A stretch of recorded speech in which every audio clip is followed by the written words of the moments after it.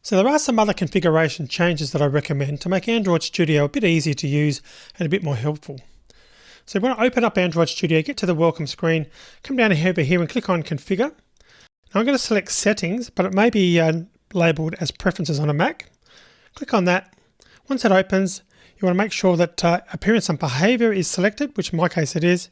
Come down to System Settings, which is already opened as you can see there. Then you want to come down and choose Update. So I'm going to select Update.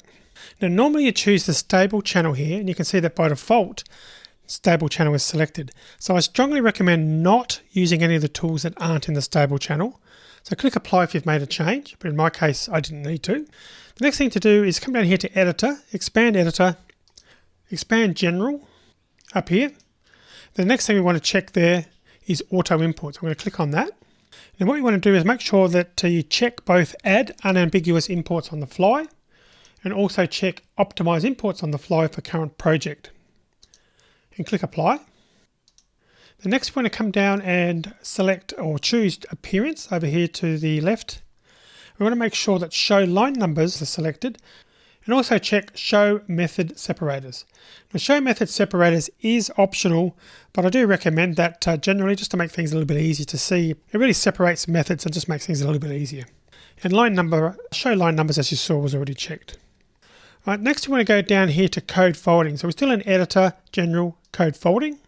You want to uncheck the following options: File Header, Imports, One-Line Methods, Closures, and also Generic Constructor and Method Parameters. As someone who's starting out with Android development or Android Studio, generally that's a good idea, because what they are is, when they're checked, they're more for advanced programmers, and they actually hide code. It can be confusing if you're not experienced using Android Studio. So I'm going to leave them unchecked, but you can obviously decide what you want to do there. Click on OK.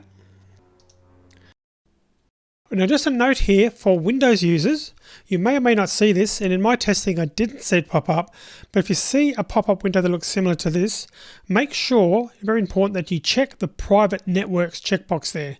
And it's also recommended that you untick the Public Networks checkbox as well.